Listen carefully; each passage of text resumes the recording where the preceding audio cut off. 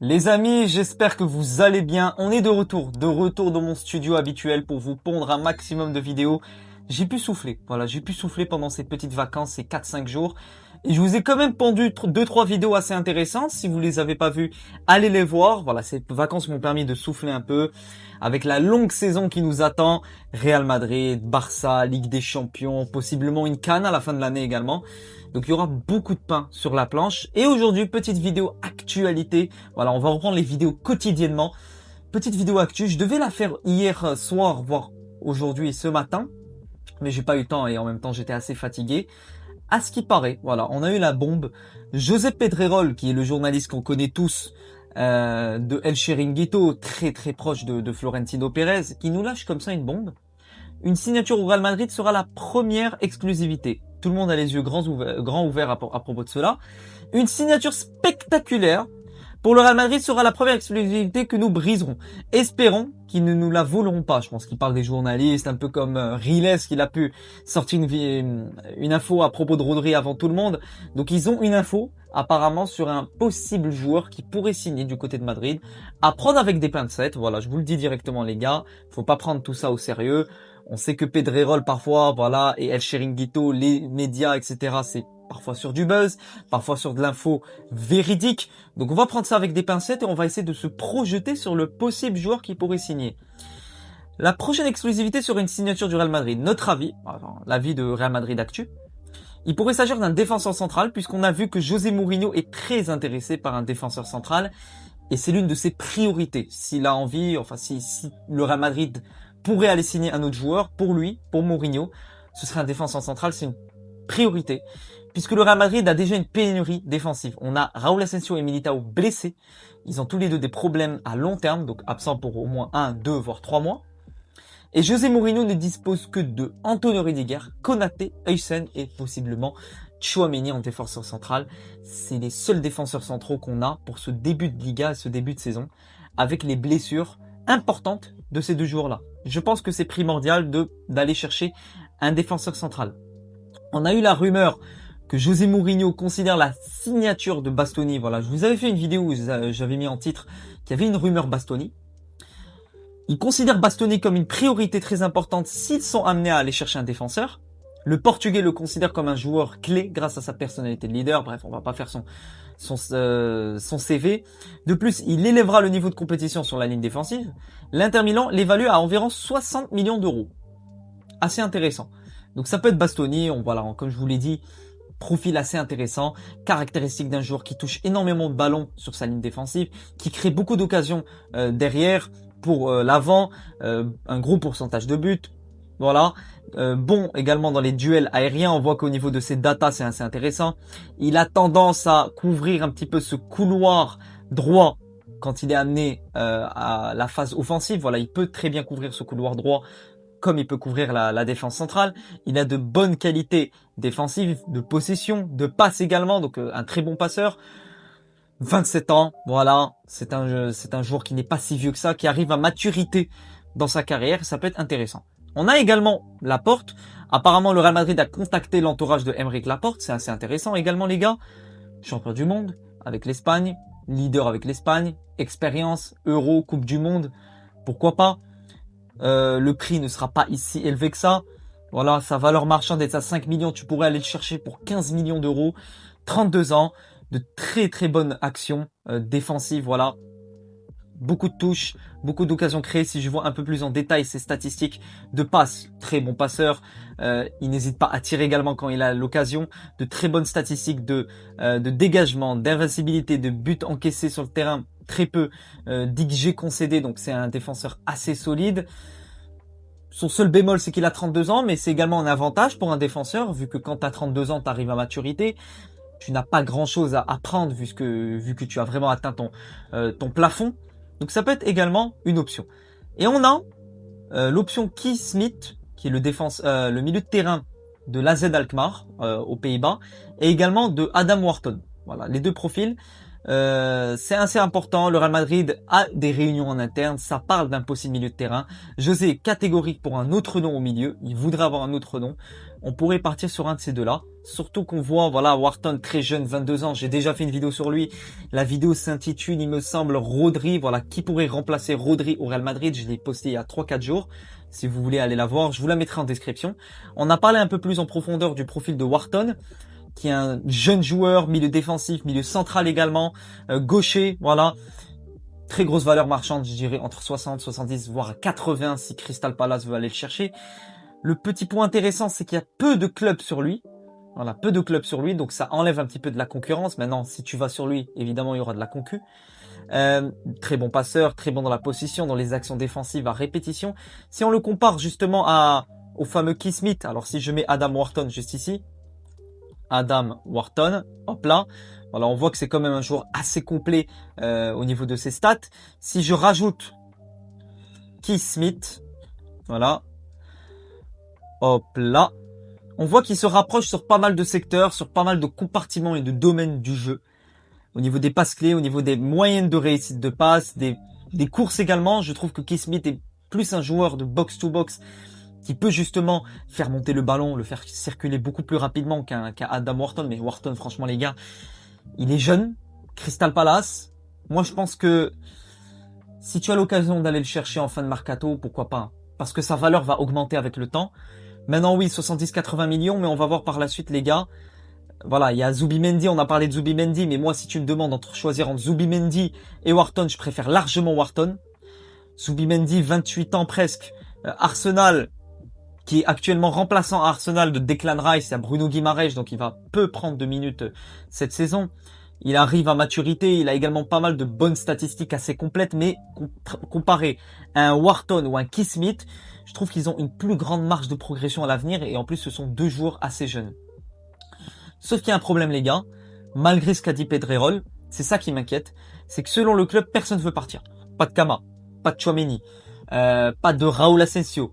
Tous ces joueurs-là qui sont amenés par le Real Madrid à quitter le club, voilà, on les pousse vers la sortie, ben ils veulent pas quitter le club. Soit ils sont blessés, soit ils veulent pas quitter le club, parce qu'on leur a mis des contrats assez béton, parce qu'ils ont des contrats tellement puissants que même le Real Madrid ne peut pas les jeter, ne peut pas résilier le contrat à l'amiable. S'ils veulent rester, c'est le joueur qui a le pouvoir, c'est le joueur qui est en force par rapport à Madrid, puisque les joueurs ont des contrats de 3, 4, 5 ans. Et ça, c'est un gros problème à Madrid. Tu as des joueurs, au fur et à mesure du temps, tu te rends compte qu'ils ne font pas partie de ton projet, qui rentrent pas vraiment dans ton projet de jeu, et tu as un contrat béton.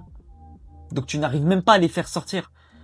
Et tu dois attendre 4-5 ans avant de proposer une sortie sur ces joueurs-là. C'est assez compliqué, assez dommage, et c'est la politique de prolongation du club qui est à revoir. Tu ne peux pas prolonger comme ça des Tchouaméni, des Camavinga 4-5 ans. Alors oui, ils ont du niveau, entre guillemets, ils peuvent avoir une marge de progression encore, mais tu prolonges Tchouaméni jusqu'en 2031, sachant que tu sais bien que tu as des profils sur le marché qui peuvent être beaucoup plus intéressants. Pourquoi ne pas être parti sur une sortie de Tchouaméni, une vente cet été, et aller chercher un milieu de terrain avec une meilleure marge de progression? Donnez-moi votre avis en commentaire. On va passer à quelques infos. Le tirage au sort de la Ligue des Champions, les gars, c'est dans 2 semaines. Voilà, dans 2 semaines, on est le 14 août. Dans 2 semaines, vers le 27 août, il me semble, on aura le tirage de la Ligue des Champions et on devrait tomber contre 2 clubs de ces clubs que je vous affiche à l'écran. Le Paris Saint-Germain, le Bayern Munich, Arsenal, Liverpool, City ou l'Inter. On va tomber contre 2 de ces clubs-là, coûte que coûte. Petit pronostic, je pense qu'on va tomber sur Manchester City encore une fois, comme chaque saison, hein. On va tomber sur City. Et je dirais, franchement, ça m'étonnerait même pas de tomber encore une fois sur Liverpool. Avoir Liverpool City, ça, je pense que c'est mon prono. On tombera encore sur Liverpool City. Mais ce que j'aimerais bien, hein, pour changer, l'Inter. Voilà, l'Inter pour changer. Et peut-être Paris. Voilà, ça peut être intéressant de jouer le PSG, le très haut niveau dès le début. Le champion d'Europe en titre sur 2 saisons consécutives, ça peut être intéressant. Donnez-moi votre avis sur le tirage, les amis, en commentaire. Mourinho veut insuffler à l'équipe une ADN d'identité, d'engagement envers le badge, de résilience, de sacrifice, d'état d'esprit combatif. Comme je vous l'ai dit, c'est un entraîneur, pour moi c'est l'homme de la situation. Vous pouvez débattre en commentaire, me donner un petit peu votre avis sur Mourinho. Il est arrivé à l'époque, vers 2012-2011, à une époque où le Real Madrid était en ruine, n'arrivait pas à dépasser les 8e finales de Ligue des Champions. Il a su insuffler une nouvelle ère au Real Madrid. Et c'est l'homme du moment. C'est l'homme qui a permis à Madrid d'enchaîner les grandes victoires en Ligue des Champions entre 2014 et 2018. C'est lui qui a su redonner cette âme au Real Madrid. Et c'est clairement un entraîneur qui sait métamorphoser une équipe, qui sait redonner une identité. À voir ce qu'il pourra faire avec ce nouveau Madrid. José Mourinho pourrait utiliser Trent comme milieu de terrain. On en a parlé dans mes précédentes vidéos, ça peut être intéressant. Trent a les qualités pour assurer ce rôle, voilà, vista, vision de jeu. Et ça peut être intéressant comme remplaçant, comme option de jeu en cours de match. Tu peux alterner avec plusieurs milieux, mettre Valverde en latéral et mettre Trent au milieu en tant que pivot. Ça peut être assez intéressant comme option. On va parler rapidement de Kylian Mbappé qui s'est exprimé. Nous devons gagner. Je pense que cette année, nous allons gagner des titres. Je suis sûr qu'on va revenir. Nous allons rester concentrés toute l'année. C'est très positif d'avoir un entraîneur comme Mourinho. Il approuve. C'est notre moment de faire un pas en avant et de remporter des titres. Ça a toujours été un rêve de rejoindre Madrid. C'est maintenant un rêve d'être ici. Maintenant, il faut gagner. L'équipe et le staff ont une bonne allure. Je suis très heureux avec eux d'être tous ensemble à Valdebebas. Nous travaillons maintenant et nous préparons pour la nouvelle saison. Notre seul objectif, c'est de gagner. Il est temps de gagner. Le message est compris. Son objectif, c'est de gagner. Voilà. Il a un seul objectif, c'est que le Real Madrid gagne. J'espère et je pense qu'on pourra potentiellement voir un nouveau visage de Kylian Mbappé sous Mourinho. J'ai hâte de voir ce qu'il pourra proposer sous José, sachant que Mourinho, il a eu quand même des joueurs comme Cristiano, Ozil. À l'époque, il a su les métamorphoser, leur donner beaucoup plus de bagages à leur qualité. Et j'aimerais bien voir ce qu'il pourra donner et inculquer à Kylian. Petit rappel au niveau du calendrier, les amis. On est sur 3 matchs amicaux. La Fiorentina, Ferencváros et la Corogne. Bon, on a eu un autre match amical juste avant. On a eu les Ganes. Bon, c'est un petit match qui n'a pas été diffusé que la première mi-temps. Prochain match, c'est face à Schalke. Ce week-end, je le débrieferai dimanche à 16h. Et ensuite, on débutera la Liga. L'Espagnol, voilà, ça sera le premier match. Ensuite, on retournera au Bernabéu pour enchaîner la Sociedad et Malaga. Ensuite, on enchaînera avec le Betis, le Vallecano, puis Elche. J'aimerais bien voir ce qu'on aura comme match juste après. Voilà, on aura un calendrier assez compliqué juste après ce mois. Le mois de septembre sera compliqué. Le fin de septembre sera compliqué. Atlético, Villarreal, Séville, Barcelone. Et entre ça, tu auras la Ligue des Champions. Il faudra les gars gagner des points dès le début. L'Espagnol, la Sociedad, Malaga, Betis, Rayo, Elche. Bon, Rayo et Betis, ça peut être assez difficile. Mais dès le Real Madrid, il faut enchaîner un maximum de victoires avant de tomber sur l'Atlético et le Barça dans ce mois d'octobre et septembre. Je vais vous donner ma petite compo que j'aimerais bien voir sous Mourinho. Alors, bon, on va pas commencer par le bas. Hein. Thibaut Courtois, en tant que gardien de but. Maintenant, attention, parce que André Lounine, je trouve qu'il est assez intéressant sur la pré-saison et il aimerait bien avoir une petite place. Mais on a de grands gardiens de haut niveau pour cette saison, Lounine, Courtois. Latéral gauche, Marco Correa, voilà. Droit, je mettrais bien Trent.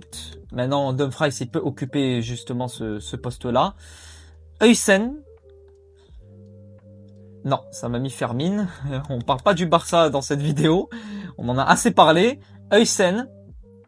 Je pense qu'on verra Konaté cette saison. Voilà. Ibrahima Konaté. Je mettrai Bernardo Silva. Voilà, Bernardo, je pense que ce sera une pièce clé pour le projet de Mourinho.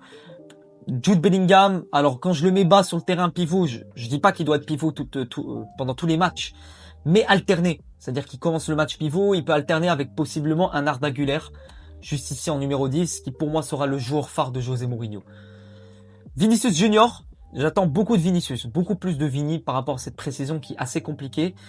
Yann Diomandé, j'aimerais bien voir ce qu'il pourra proposer. Et enfin, Kylian Mbappé en numéro 9. Voilà comment je vois cette équipe en début de Liga. Bernardo, Bellingham, double pivot intéressant. Tu peux alterner avec du Güler juste ici, du Bellingham juste ici. Ça peut être un énorme milieu de terrain. Voilà, Bernardo, Bellingham, Güler. Si tu as un petit bémol physique, tu peux jouer du Valverde. Voilà, jouer du Valverde ou du Tchouaméni. L'important, c'est de ne pas virer un joueur physique. Tu dois savoir combiner, savoir trouver une certaine complémentarité entre les joueurs techniques, les joueurs créateurs, les joueurs qui créent le jeu, qui gèrent le jeu, et des joueurs qui sont plus dans le jeu sans ballon, le jeu de récupération comme Valverde, Tchouaméni, Camavinga. Assez intéressant parce que, imaginez les gars, si on se retrouve au fur et à mesure de la saison avec un Camavinga, Güler, Bellingham au milieu de terrain, pourquoi pas, quelque chose comme ça. Et avoir un Bernardo qui peut rentrer en cours de match. Tu peux alterner entre Bernardo et Bellingham et Camavinga. Trent également une option. Voilà, tu peux jouer comme ça. Et juste ici, tu mettrais donc du Dumfries, voilà, un profil assez physique. Dumfries, voilà, un profil assez physique qui sait jouer avec son ailier. Très intéressant, tu peux avoir tes ailiers qui montent assez haut comme ça, voilà. Je dirais un jeu assez haut de cette manière avec ce pivot Trent. Tu aurais Kukurea et Dumfries par exemple qui monteraient assez haut. Essayer d'apporter des options vers le haut en tant que latéraux assez offensifs. Voilà, trouver quelque chose comme ça avec ballon. Imaginez Trent comme ça. Voilà, tu pourrais trouver. Voilà, disons que tu joues avec. Allez, on va dire quelque chose les gars. Tu joues avec Dumfries latéral. Donc tu joues en 4-3-3. Possiblement partir avec Kamavinga. Quelque chose comme ça. Et tu aurais par exemple Kukurea qui jouerait en tant que latéral. Mais tu aurais une défense à 3 comme ça en jeu sans ballon. Voilà, quand tu voudras défendre, tu joueras de cette manière-là. Avec tes milieux qui redescendront un petit peu. Qui espaceront le jeu. Pour par exemple Dumfries qui pourra combler ce vide-là. C'est comme ça que je le vois les amis. N'hésitez pas à me donner votre avis en commentaire. Il faudra faire confiance à du Kama. Moi, je trouve que José Mourinho pourra faire quelque chose. Dans le sens au milieu, on n'a pas de quoi se plaindre. On a du Kama. Kama, j'ai envie de lui faire confiance cette année avec Mourinho. Je trouve qu'il fait une bonne pré-saison. À voir ce qu'il donnera dans les premiers matchs de Liga. Güler, Bellingham, Bernardo. T'as même Trent qui peut jouer en pivot, au milieu de terrain. On va voir ce qui va se passer les amis. Pour ce début de saison, n'hésitez pas à vous abonner, liker, commenter, partager. C'était une courte vidéo. À me donner également votre avis. Qui pour vous sera la recrue, s'il y a recrue, par rapport à ce qui est sorti concernant Pedrerol.